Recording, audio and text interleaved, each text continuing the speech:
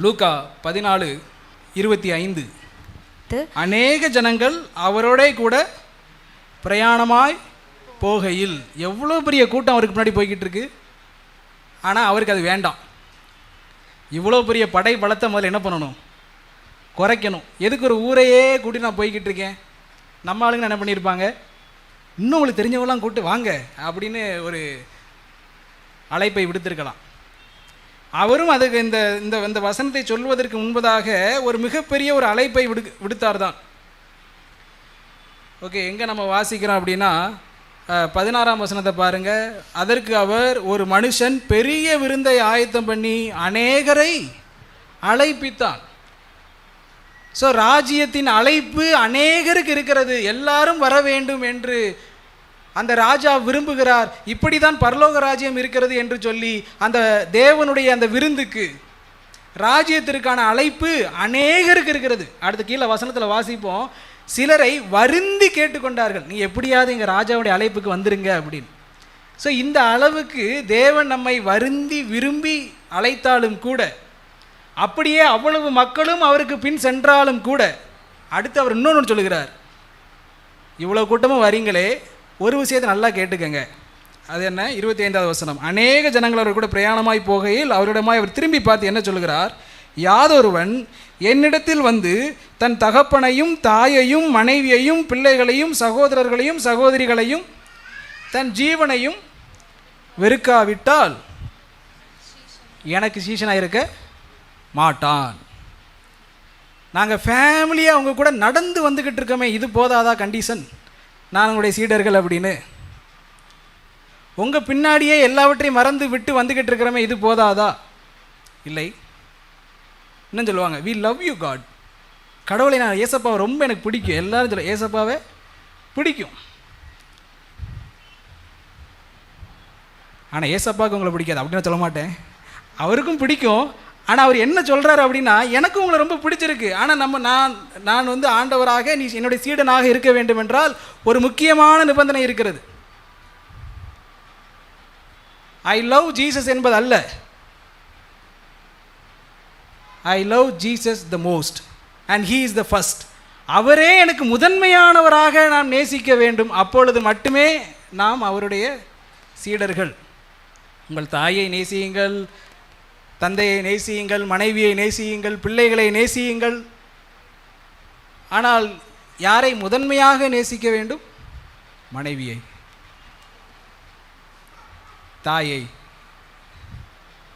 முதன்மையாக இயேசு கிறிஸ்துவை, அவரை நாம் முதன்மையாக நேசித்தால் மட்டுமே, அவருக்கு நாம் முதன்மையான இடத்தை கொடுத்தால் மட்டுமே அவர் நம் ஆண்டவர், நாம் அவருடைய சீடர்கள். அதே அவர் சொல்லுகிறார். ஸோ இந்த இடத்துல வெறுத்தல் அப்படிங்கிற வார்த்தை வந்து எனக்கு குறிக்கலை, நீங்கள் மனைவியெல்லாம் வெறுக்கணும், அதான் பிரதர் நான் வெறுத்து கொண்டு இருக்கிறேன். நோ, அந்த அந்த வெறுத்தல்ங்கிற வார்த்தையை நேரடிய பொருளில் நாம் கொள்ளக்கூடாது. அநேக முறை நாம் விளக்கத்தை கொடுத்துருப்போம்.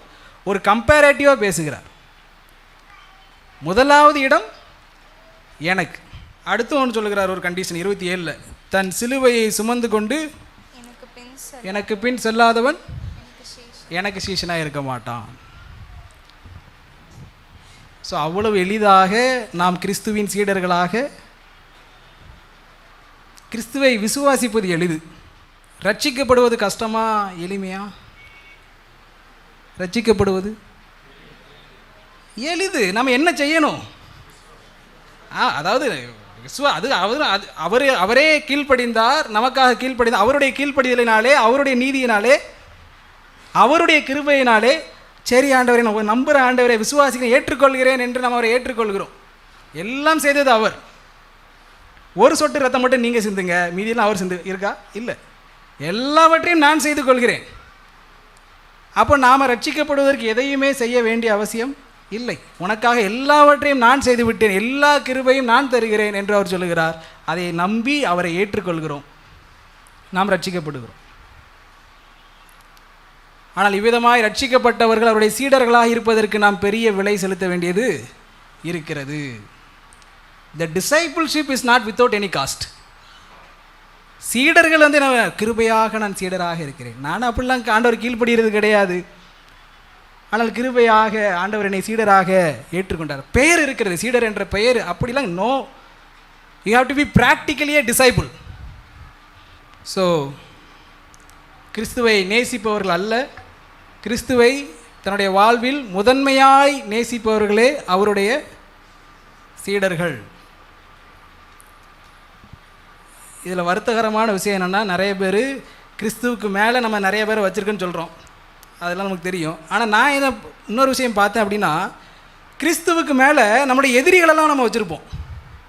அப்படின்னா என்ன அர்த்தம்?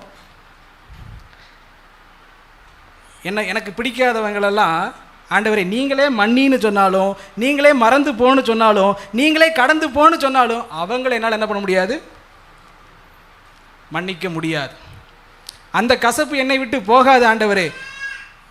அப்போ ஆண்டவர் கீழே நம்முடைய எதிரிகள் முதன்மையான இடத்தில் இருப்பார்கள்.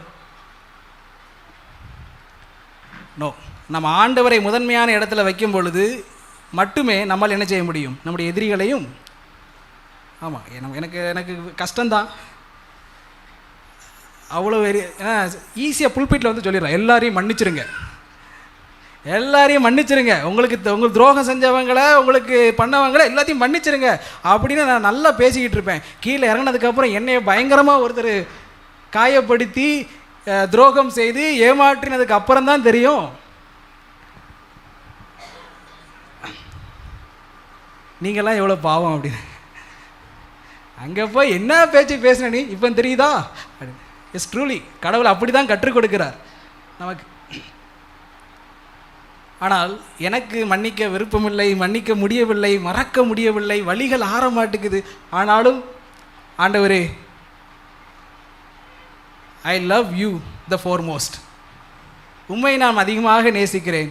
ஸோ உமக்கு தான் நான் கீழ்ப்படிந்து ஆக வேண்டும், அவர்களை மன்னிக்கிறேன் என்று நாம் கடந்து செல்கிறோம் அல்லவா, அவர்கள் மீது அன்பு கூற முயற்சி செய்கிறோம் அல்லவா, then only we are his disciples.